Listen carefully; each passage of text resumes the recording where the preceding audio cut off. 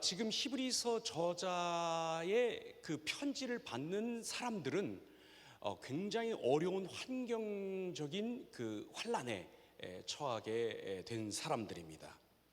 지금까지도 예수님 믿는 게 굉장히 어려웠는데 예수님 믿는다는 것 때문에 이제는 피를 흘리게 될지도 모르는, 즉 11장에서 말한 그 신앙의 어떤 선배들처럼 믿음 때문에 죽음을 당하게 될지도 모르는 그런 위기에 처하게 된 사람들이 여기 있습니다.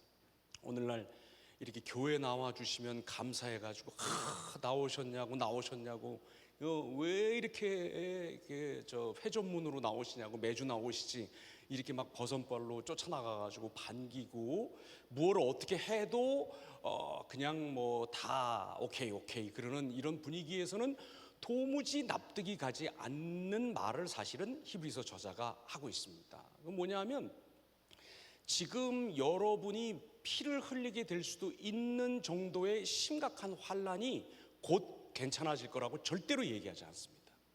괜찮습니다. 괜찮아질 겁니다. 조금 지나면 뭐 괜찮아집니다. 그저 한 몇 명은 환난을 당할 수도 있겠죠. 절대로 그렇게 얘기하잖아요. 오히려 이 환난을 당하라고 아주 담대히 그리고 담담히 말합니다. 하지만 이 환난에 굉장한 의미가 있다고 우리에게 얘기를 해줍니다. 히브리서 저자가 하는 그 말이 오늘 환난을 당하고 있는 우리에게도 살펴볼 만한 말일 것 같아서 이 말씀을 나누려고 합니다. 먼저 히브리서 저자는 환난을 당하고 있고 더 심각하게 당할 자기 편지의 수신자들에게 뭐라고 얘기냐면, 환난은 아버지 하나님이 허락하시는 징계라고 말합니다. 우리가 이 혹독한 단련, 특별히 이 환경적인 단련, 내가 뭘 꼭 잘못해서가 아니라 당하는 그런 어떤, 내가 무슨 선택할 여지 없이 그런 결핍과 그런 모자람 속에 던져진 그런 환난을 혹독하게 겪다 보면 무슨 생각이 나냐면, 아무리 이게 하나님이시라지만 좀 너무하는 거 아닌가? 하나님이 나 이렇게 고통스럽게 신음하고 막 진짜 허파가 터져나가고 찢어질 것 같은 이런 순간에 하나님이 혹시 나를 이렇게 내버려두고 하나님은 무엇 하시나? 저 하늘에서 그냥 천사들하고 오늘도 무슨 한 큐에 무슨 100만 점 뽑는 그런 무슨 당구 대회를 홀로 하시나? 혼자 저기서도 유유자적하게 영광 받으시고 그러시나? 우리를 이렇게 사지에 내몰아 놓고 하나님은 뭐 하시는 걸까? 진짜로. 아니, 혹시 주일학교 때는 하나님이 크고 뭐 능이 있어 못할 일 전혀 없다고 그렇게 찬송했지만, 실제로 하나님은 사랑이 없거나, 사랑이 없으니까 나를 이렇게 혹독하게 이렇게 다루시는 거 아닐까? 혹은 능력이 없거나 사랑이 있지만 건져줄 수 없는 그런 분이 아니신가 하는 생각을 할 수가 있습니다. 히브리서 저자가 이런 고민을 하고 있는 우리에게 뭐라고 말하냐면, 그렇지 않다고 말합니다. 그러면서 하는 말이, 그게 어떤 종류의 환난이든 간에 너희들이 환난을 만나면 그거를 아버지가 자녀를 사랑해서 주는 징계라고 생각을 하라라고 말합니다. 오늘 찬송 부르면서 제가 두 가지 깨달았는데, 제 뒤에 한 세네 줄쯤 뒤에 앉아 계신 어떤 자매님이신 것 같은데, 우리 찬양팀에서 빨리 그분을 스카웃 하시기 바랍니다.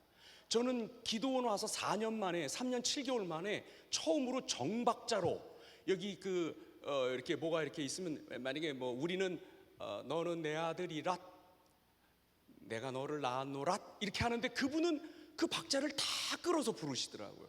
그리고 그 굉장히 나름 높은 그 음인데도 그 음을 다 이렇게 부르시더라고요. 한번 손 한번 들어보실래요? 혹시 그렇게 부르시면 절대로 안 될 걸 제가 알기 때문에 이렇게 드리는 말씀인데, 아무튼 제가 어떻게 해서든지 찾아서 제가 찬양팀에 인도해 드리도록 하겠습니다. 그거 하나 하고, 또 하나 뭐냐면, 우리가 아직도 이 성인지 뭐 이런 거 있잖아요. 이게 너무 떨어진 거예요. 이게 너무 떨어져요. 왜 아들이에요? 자녀라고 빨리 고쳐야지. 이거 아들, 나도 아들 하나 있는데 골치가 너무너무 아파요. 진짜 나도 아들이지만 나도 좀 심한 것 같아. 우리 어머니 요양원 계시는데 제일 안 가는 사람 나, 그 다음에 내 동생, 남자 동생. 근데 우리 누님은 정말 진짜 바쁜 분인데 거기 요양원 문턱이 닳도록 많이 가시더라고요. 그리고 갔다 오시면 꼭 그 사진 찍어서 어머니 잘 계시다고 같이 기도하자고 이렇게 하는데, 와, 내가 날 봐도 야, 정말 아들 낳아서 아무 소용이 없구나. 진짜 아무짝에도 쓸모없는 게 아들인 것 같아요. 뭐 며느리 말을 들어서 그것도 옛날 얘기인 것 같아. 요즘은 아들 자체가 생겨먹기를 그렇게 먹은 것 같아. 그런데도 아직 이거를 자녀라고 안 고치고 아들을 낳았다. 이건 빨리 고쳐야 됩니다. 성경도 여기 무슨 맹인 이런 말도 빨리 고쳐야 되는 것 같아요. 시각 장애인 뭐 이렇게 빨리 좀 고쳐야 되는 것 같습니다. 아무튼 어떤 그 환난을 당하든 간에 그거를 하나님 아버지가 자녀에게 허락하시는 징계라, 그렇게 생각을 하라는 것입니다. 이때 반드시 기억할 게 있다는 겁니다. 뭐냐면 우리가 본능적으로 징계라고 하면 뭐를 생각하냐면 우리가 육신의 부모님인 우리 부모님들에게서 받은 그 징계를 딱 떠올립니다. 우리 부모님들이 뭐 언제 우리 사랑해서 징계를 하셨나요?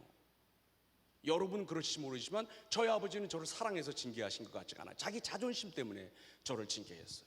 저희 어머니도 그러시고, 물론 뭐 사랑한 것도 좀 있는 것 같아, 지나놓고 보니까. 하지만 그렇지 않은 경우들이 굉장히 많았어요. 자기 자존심 때문에 자기를 입증하기 위해서 자기의 훈육 방법이 옳다라고 하는 걸 우리한테 보여주려고 우리를 굉장히 이렇게 좀 어렵게 하시는 경우들이 많이 있었던 것 같아요. 우리는 징계, 부모의 징계, 그럼 그걸 딱 떠올리는 거예요. 신경질 부리고 막 잘못하지 않았는데도 막 잘못했다고 더 씌우고, 어떤 날은 상 주는 걸 어떤 날은 막 징계를 하고 매질하고 야단치고 망신 주고 적발하고 막 이렇게 했으니까 징계, 그러면 그런 생각이 딱 든다는 거예요. 하지만 그게 아니라는 거예요. 그게 왜 아니냐 하면 여기 6절 한번 보겠습니다. 주께서 그 사랑하시는 자를 징계하시고 그가 받아들이시는 아들마다, 이것도 고쳐야 돼요, 자녀마다로 채찍질 하심이라. 어떻게 한다고요? 하나님이 어떻게 우리를 징계한다고? 왜 징계한다고? 하나님의 징계하는 동기가 뭐라고요? 사랑해서라는 거예요. 하나님이 사랑해서라는 거예요. 자기 자존심 때문에 자기가 화가 나서 자기가 신경질을 부려서 자기가 순간 자기 그 템퍼라고 그러죠, 자기 기질을 못 이겨서 화가 울컥 나서, 혹은 자기도 자기 부모한테 당한 게 있어서 그렇게 하는 게 아니라는 거예요. 하나님이 우리를 징계하시는 동기가 뭐냐? 순수한 사랑이라는 거죠. 하나님의 사랑이라는 거예요. 이 하나님의 사랑으로 허락하시는 징계가 뭐다? 그게 우리가 겪는 환난이라는 거예요. 그게 어떤 환난이든, 내가 잘못해서 받는 거건 남이 잘못해서 받는 거건 시대가 어떤 것이든 간에 그것들을, 어떤 환난을 당하든 간에 하나님이 사랑으로 우리에게 허락하시는 것이구나 라고 알아들으라는 거예요. 만약에 하나님이 사랑 때문에 우리에게 징계를, 환난을 허락하신다고 한다면 이 환난은 끝날까요, 안 끝날까요? 적당한 때에 적절한 방법으로 반드시 끝나게 되어 있습니다. 그러니까 이거 징계 받다가 그냥 죽겠구나, 그냥 여러분 그런 고통 다 겪어보셨죠? 저도 그랬고 그랬습니다만, 그러고 있습니다만, 정말 어떨 때 보면 이 고통이, 이 원한 같은 이런 마음이, 이게 정말 언제 끝날까? 이 문제가 어떻게 끝날까? 누구는 뭐 그래서 믿지 않는 사람들은 내가 죽어야 끝나 그러지만, 그 죽어도 안 끝날 것 같은 그런 막 그 마음의 짐과 괴로움들, 그렇게 생각할 필요가 있다 없다? 없다는 겁니다. 왜?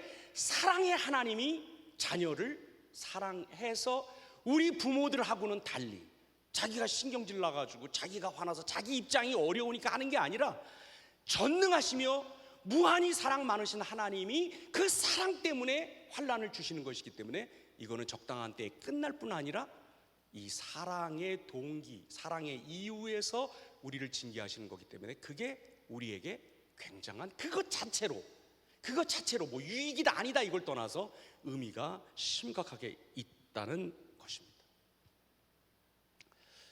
코로나 걸려보니까 무섭더라고. 오미크론은 감기 같다고 누가 그딴 소리를 했는지 아주 진짜 그거야말로 적발을 해가지고 혼을 내주고 싶어. 이 힘들더라고요. 이게 뭐가 제일 힘드냐면, 내가 감기를 달고 사는 사람이에요. 여름에 한 두세 달을. 근데 그냥 여느 감기가 아닌 거예요. 이게 낫는 것 같아요. 기분이 되게 막 좋아. 근데 좋다가 딱 약기운이 떨어지면 와, 너무너무 힘들어. 보통 감기 때문에 힘든 거하고는 좀 다르게 힘들더라고. 그리고 저는 어렸을 때 폐렴도 급성으로 앓고 또 고혈압도 있고 심방세동도 있고 여러 가지 안 좋은 거 있는데, 야, 이거 이렇게 번져가지고 뭐 좀 나도 진짜 뭐 삐뽀삐뽀 실려가면 어떻게 되나, 그런 불안이 있더라고요. 여러분 너무 안심할 거 아니에요. 그 마스크 벗고 막 모일 것도 또 아닌 것 같더라고요. 좀 조심해야 될 필요가 있는 것 같아요. 왜냐하면 9월 10월쯤에 또 다른 변종 대유행이 찾아올 거라고 그렇게 또 예견하는 사람들도 있어요. 안 그랬으면 좋겠지만 정말 무서워요. 그리고 아무리 보수적인 우파적인 소위 그런 환경주의자들도 지구가 지금 이런 식으로 막 탄소 배출하고 이런 식으로 막 나가면 한 80년 정도밖에는 남지 않을 것 같다고 말하는 사람들이 있어요. 너무 심각해요, 진짜. 이 60년 살면서 이렇게 6월 말이 이렇게 습하고 습도가 높은 거를 처음 겪었어요. 마치 일본 동경에 있는 것 같아요. 이 한국이 이제는 아열대예요, 나라가. 너무나 이게 빨리 변하고 있어요. 그리고 이런 전 지구적인 환경 변화와 위기 때문에 우리에게 막 닥치는 그런 일들이 실제적으로 굉장히 많아요.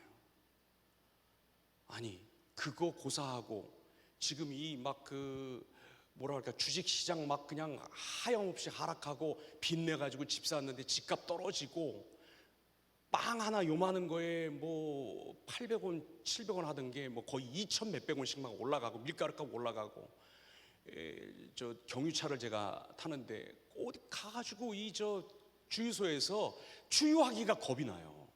옛날에는 어느 정도면 이렇게 그래도 어느 정도 이렇게 차던 그게 이제는 반도 안 돼요.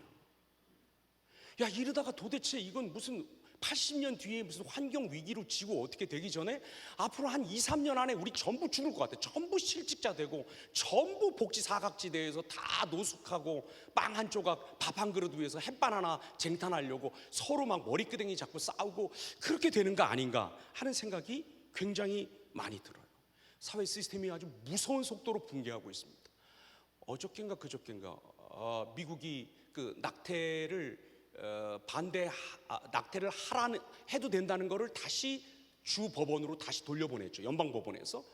그러니까 심지어는 미국 대통령조차도 나서서 미국을 뭐 150년 뒤로 지금 물려놓은 그런 결정이다 하면서 막 난리들을 치는데, 제가 볼 때 미국하고 중국이 겨루는 것보다도 미국이 이런 문제들, 총기라든지 마약이라든지 이런 낙태라든지 동성애라든지 이런 문제, 정치적인 이슈들 때문에 내전이 일어나지 않을까 생각이 드는데, 그거를 제일 먼저 따라가는 나라가 한국이니까 우리도 어떻게 될지 모르겠어요. 너무나 빨리 무너지고 있어요. 너무나. 이게 무슨 전통과 진보, 뭐 근대, 현대, 무슨 포스트 모던 이런 문제가 아니에요.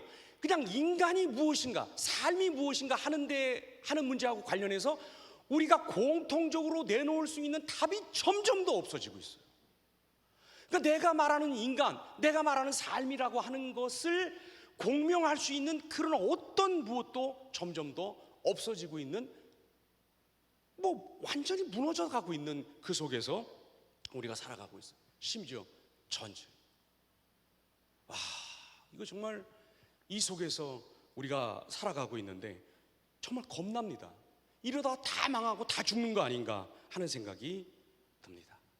그러나 여러분, 이런 환경에 둘러싸여서 내가 선택하지 않았지만, 내가 당장 그런 일들의 주범은 아니지만 이런 일들로 말미암아 우리의 직업이 날아가고 우리의 장바구니가 가벼워지고 우리가 영끌로 산 아파트 값이 떨어져서 이자가 오르고 해서 그걸 내는데 다시 숨이 멎을 것처럼 어려워진다 할지라도 이것들을 뭐라고 생각하라고 오늘 히브리서 기자가 우리에게 말하고 있습니까?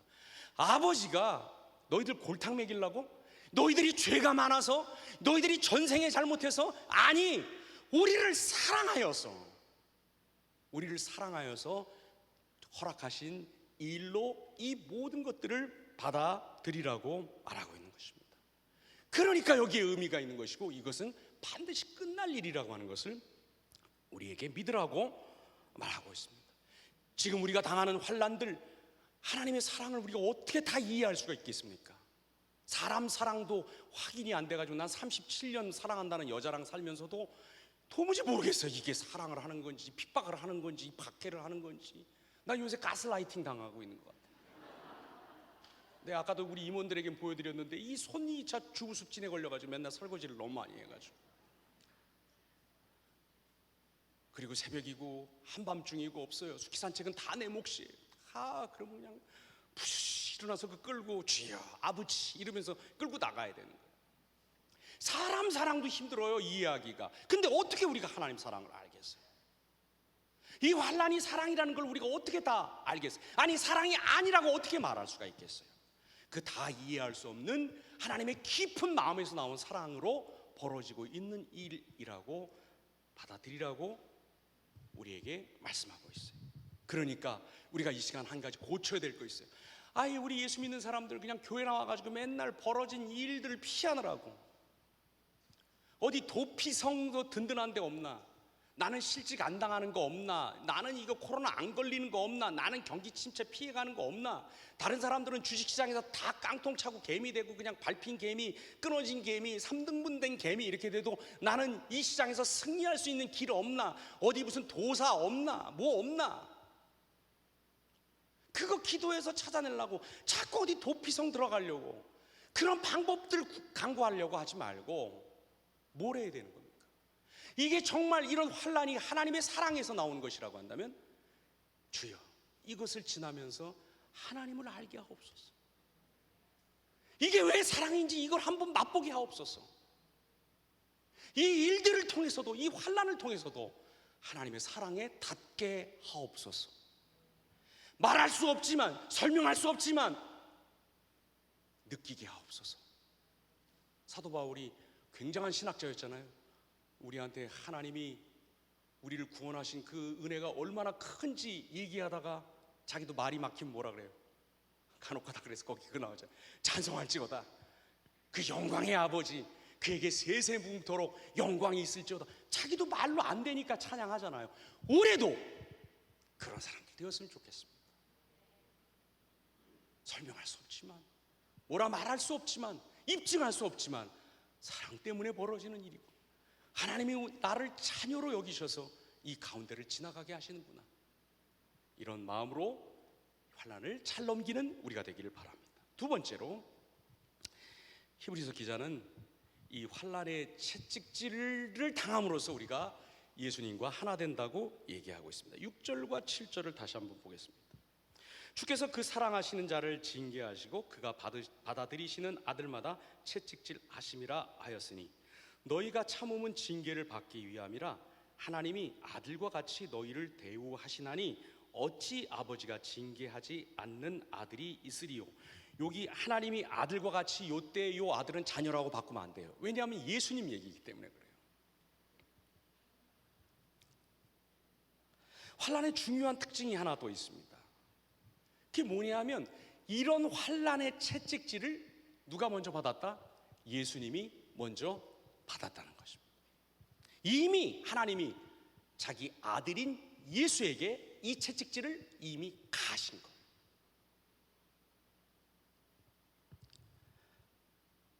하나님 아버지가 아들이신 예수님에게 이렇게 채찍질을 하셨는데 이제는 그 채찍질을 우리에게로 향하고 계시다는 것입니다. 그렇다면 우리가 환난을 당할 때 아니 이건 뭐 신앙이고 이걸 떠나서 논리적으로 이렇게 추론해내야 되는 그게 결론이 하나 있어요. 제가 책을 하나 빌린 게 있는데 사고의 본질이라는 책인데 그 책의 영어 제목은 뭐더라? 아무튼 뭐 앤 에센스인데 이게 인간이 인간일 수 있는 가장 중요한 특징 가운데 하나가 유추하는 거라는 거예요. 그러니까 쥐만한 개를 보여주고 송아지만한 개를 보여줘도 3살, 2살 아이가 치와와 보고 쥐라고 얘기하고 오브차가 이렇게 에이시안 오브차가랑 큰 게 있죠. 뭐 100몇십 킬로 나가는 그걸 보고 사자, 송아지라고 말하지 않고 그것도 개라고 말하는 아주 신비한 인간만의 유추 능력이 있다는 거예요. 그거를 해보세요 한번. 예수님이 우리 앞서서 채찍질을 당했어요. 아들이시기 때문에. 하나님이 자기 아들 예수에게 채찍질을 가하셨어요. 그리고 그 채찍질을 지금 우리에게 행하고 계셔요. 그렇다면 채찍질 당하는 우리가 뭐라고 생각하는 것이 정상적인 사고입니까? 아, 이 채찍질로 내가 죽지 않겠구나. 이 채찍질 받아서 내가 형벌당하는 것이고 내가 하나님 앞에서 끊어지라고 이렇게 치시는 것이 아니구나. 이 채찍질을 받으신 예수께서 채찍질 당하시고 고문당하시고 십자가 지시고 수욕을 겪으셨지만 부활하시고 영광 얻으신 것처럼 내게도 거기에 상응하는 영광이, 자녀의 영광이 내게도 있겠구나 라고 생각하는 것이 정상이에요. 우리가 환난을 겪으면서 이 환난이 이미 예수님께 일어난 채찍질이라고 한다면 이 환난의 채찍질을 당하는 우리가 내가 이 채찍질 하나만으로도 예수님급의 대우를 받고 있는 거구나, 예수님과 이 점에서도 하나구나 하는 것을 생각할 수 있다는 것입니다. 환난은 절대로 믿음을 약화시키지 않습니다. 오히려 이 말씀처럼 우리가 환난이 무엇인지를 알면, 이런 환난의 채찍질이 예수님에게 먼저 일어났었다고 하는 것을 알면 우리는 이 환난을 통해서 예수님과의 연대감으로 충만해집니다. 이 연대감 아래서 우리가 채찍질 당할 때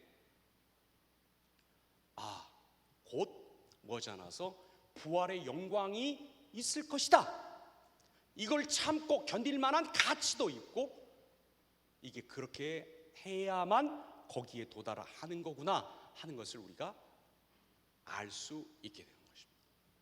그러니까 지금 모진 환난, 여러 가지 그런 원치 않는 그게 관계든 인간이든 물질이든 건강이든 그게 뭐든 가정에서 일어난 일이든 직장에서 일어난 일이든 그것이 무엇이든 간에 이런 환경이 우리를, 예수 믿는 일을 굉장히 어렵고 힘들게 만들면서 우리를 뒤흔들 때 거기서 신앙을 포기하고 다른 박질을 그치면서 옛날로 돌아가려고 하지 말고 오히려 앞서 이 채찍질 당하신 예수님을 생각하면서 우리가 예수님처럼 대우받는 것에 대해서 무한히 감사하며 나가는 우리 모두가 되기를 바랍니다.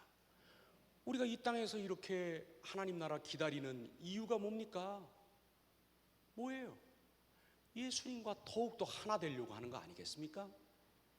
우리가 이 땅에서 이렇게 모진 고난을 통해서, 환난을 통해서 훈련받고 예수님의 모양 점점 닮아서 뭐 하려고 그러는 겁니까? 예수님 그분 앞에 서서 더욱더 예수님처럼 된 모습으로 천사들 앞에서 떵떵거리면서 살려고 우리가 지금 이 환난 겪는 것이니까, 환난에 채찍질 당할 때 예수님께 일어났던 일이라고 생각하고 감사합니다, 저를 이 정도로 대우해 주시고 이렇게 맞아주시는 거 감사합니다 하는 그런 역설의 그 시각의 전환이 일어나는 우리가 되기를 바랍니다. 마지막 세 번째로 이 환난의 결과로 의와 평강을 얻게 된다고 말씀하고 있습니다. 11절, 무릇 징계가 당시에는 즐거워 보이지 않고 슬퍼 보이나 후에 그로 말미암아 연단받은 자들은 의와 평강의 열매를 맺느니라. 사람이 의미 없다, 우리 이제 한국식으로 표현하면 지겹다, 이것만큼 지긋지긋하다, 이것만큼 고통스러운 거 있나요? 여러분 혹시 솔제니친이라고 하는 사람 아시나요? 그 노벨 문학상 받은 분이죠. 그 노벨 문학상 이게 반체제, 소련 구소련의 반체제 인사라고 해서 이 사람을 잡아다가 정신병동에 가둔 걸로 알고 있어요. 정신병동에서 뭘 시키냐면 아침에 일 깨워서 이쪽에다가 쌓아놓은 돌무더기, 그 벽돌을 저쪽으로 옮기라고 얘기를 한답니다. 저쪽으로. 그러면 이제 그 시키는 대로 해야 되니까 저쪽으로 옮기잖아요. 그럼 옮기면 그 간수들이 와가지고 그 쌓아놓은 돌 무더기, 벽돌을 그 쌓아놓은 거를 아무 말 안 하고 그냥 무너뜨린다는 거예요. 그렇게 하고 다시 이쪽으로 옮기라고 얘기를 한다는 거예요.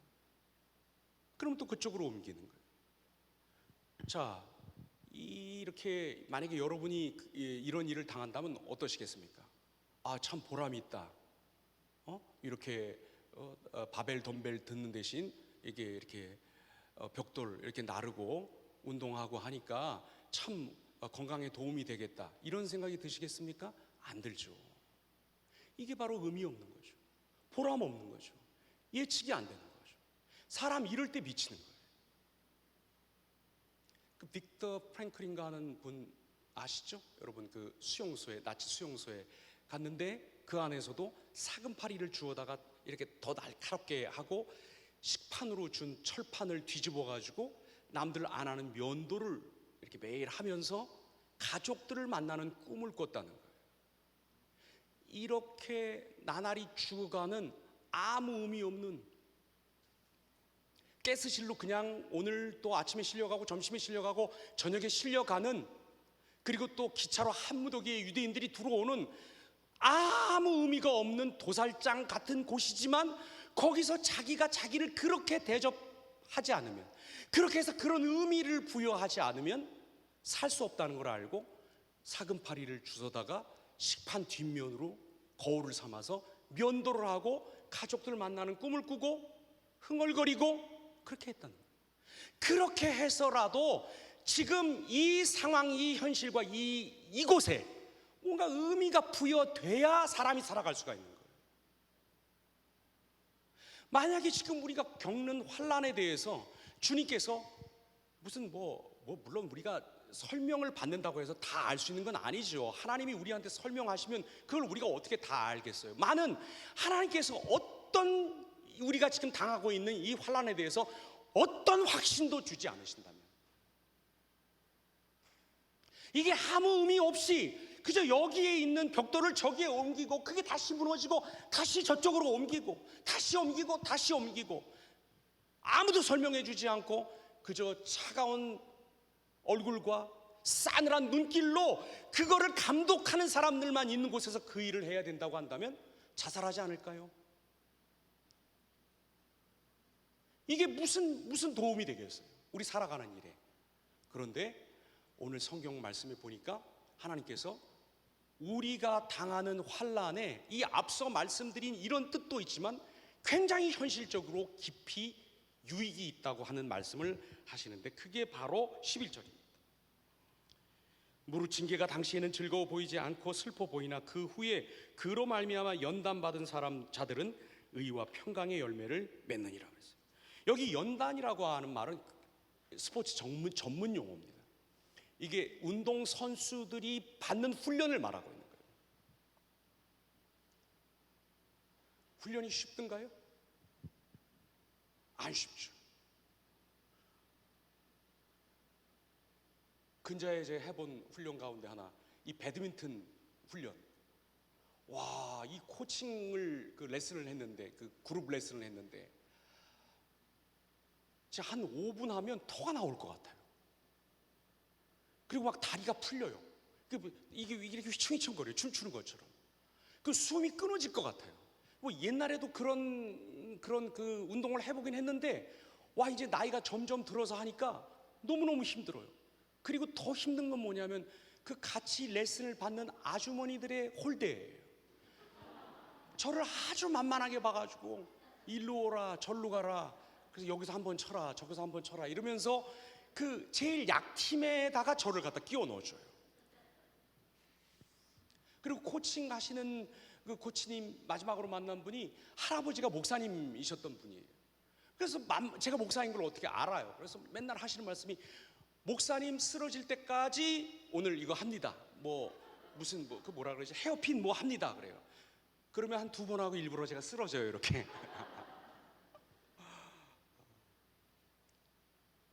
여러분, 그게 연단이에요. 아, 내가 왜 이 짓을 하지? 이거 이러다가 죽겠는걸? 이거 이러다가 숨이 끊어지겠는 걸 하는 요런 것들이 쌓여서 어디로 우리를 데리고 가냐면 의와 평강이라는데, 다 잊어버리세요. 어려운 말. 이게 뭐냐면 당당함이라는 소리예요. 하나님 앞에서 우리가 당당함을 어떻게 얻습니까? 은혜로, 믿음으로 얻습니다.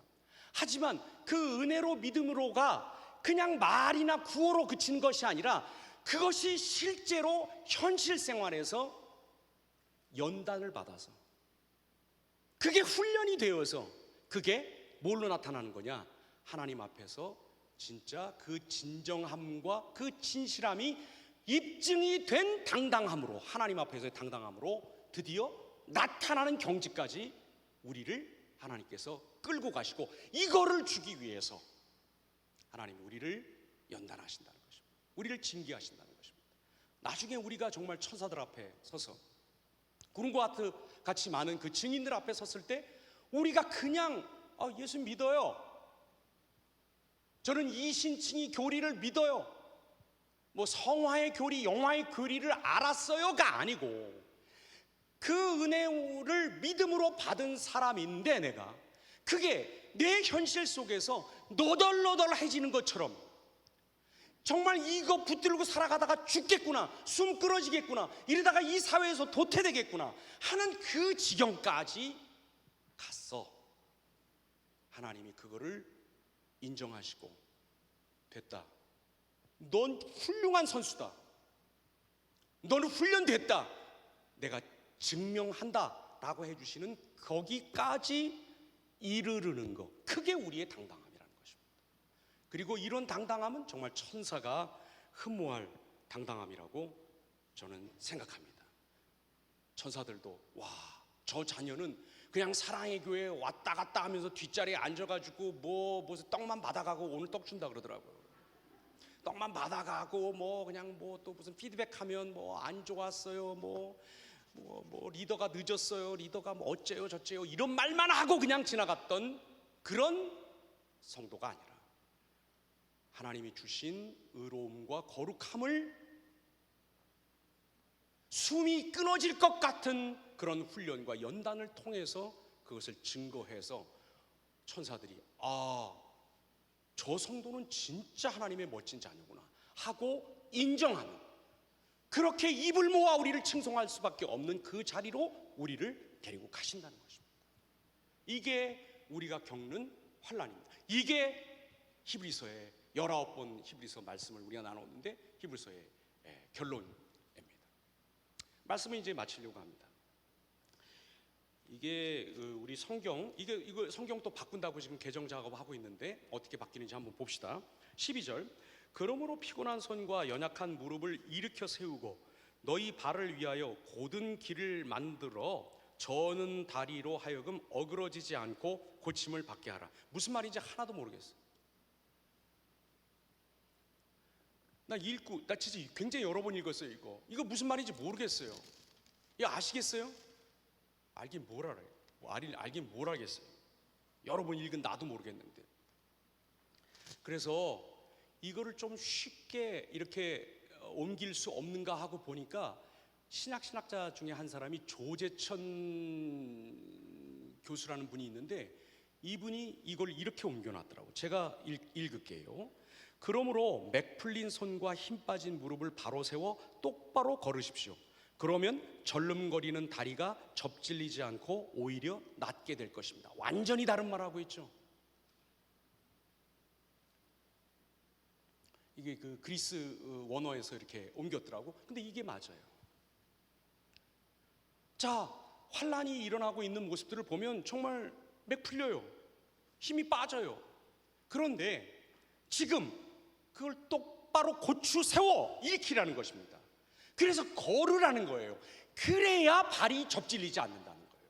계속 무릎이 약하다고, 발목이 약하다고, 안 걸을래요, 됐어요, 너나 걸으세요 이러고 있다가는 일어나는 순간 발목이 휙 돌아갈 거라는 것입니다. 그렇게 되면 더 큰 일이 일어난다는 거예요.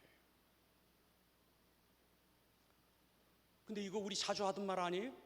아니, 환경이 이렇게 어려운데 목사는 뭘 또 무슨 선교를 가자 그리고 뭐를 하라 그리고 많이 하던 말 아닙니까?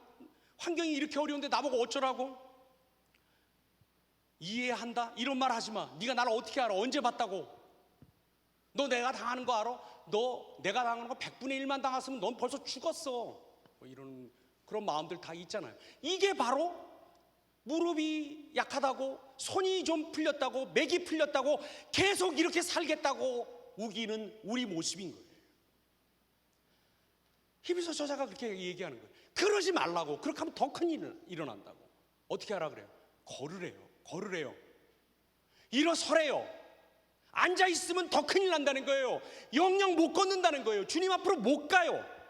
그러니까 지금 힘들고 폐가 찢어질 것 같고 심장이 튀어나올 것 같고 눈알이 빠질 것 같고 너무너무나 골이 아파서 골이 터져버릴 것 같고 누가 이걸 알겠어? 당신이 알겠어? 맞아요. 몰라요.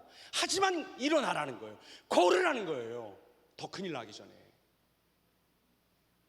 제가 한 주 아프지 않았는데 안 온 주일 한 번 있었죠. 예. 그때 사실 저는 어딜 갔냐면 백담사를 갔었어요. 마음의 고향. 그 백담사가 한국에서 제일 깊은 계곡에 있는 사찰이더라고요. 그래서 오래전부터 한번 가보고 싶었어요. 그래서 갔어요. 근데 제가 그 전에 한 4, 5개월 줄넘기를 해놨잖아요. 이야, 그 백담사에서 영시암, 이렇게 구체적일 필요는 사실 없는데 아무튼 영시암이라고 하는 그 산길이 한 7km가 되는데 그 들어가려고 하니까 산악 거기 관리하는 그 분이 그 전화번호를 달라 그러더라고. 왜냐면 너무 늦게 들어간다는 거야. 그래서 아무튼 전화번호를 굉장히 좀 예쁘게 생기셨더라고. 그래서 드렸어요. 번호 이렇게 혹시 나중에 다른 일로라도 활용하시라고 제가 이렇게 드리고 그 7km 산길을 왔다 갔다 했는데 까딱 없었다는 거 아닙니까? 제가 줄넘기 하나만 했는데도. 그러니까 이거 뭐 운동하자는 얘기가 아니에요. 제가 줄넘기 여러분한테 팔려고 그러는 거예요. 여러분 일어나세요. 힘든 거 다 압니다. 오죽 힘들어요 우리가? 이런 상황 속에서 얼마나 힘들어요. 그래서 자꾸 그 힘들다고 옆에 사람 붙들고 그거 뭐라 그래? 아니 무슨 말을 하지 말라, 나누지 말라는 얘기가 아니라 똑같이 다 힘들어요. 그리고 그렇게 계속해서 앉아있는 게 버릇이 되고 환경 탓하고 부모 탓하고 직장 탓하고 동료 탓하고 투자자가 없는 것 탓하고 시절을 어렵게 만났다고 얘기하고 그 얘기 계속 우려먹고 계시면요 진짜 발목이 휙 돌아가요. 다시는 못 걷습니다. 지금 일어납시다. 지금 다시 한번 우리의 맥 빠진 팔과 힘이 빠진 관절들을, 발목들을 벽을 잡고라도 일어서서 걷겠다고, 그래서 최소한 발목이 접질리지는 않게 하겠다고 하는 기도를 다시 한번 드리면서 앞으로 나아가는 우리가 되기를 간절히 바랍니다. 이렇게 호소했건만 한 7분 정도만 이렇게 하실 것 같고 나머지 분들은 네가 내 사정을 어떻게 알아? 계속 이런 것 같은데 그건 로비에서 제가 해결해 드리도록 하겠습니다. 나누십시오.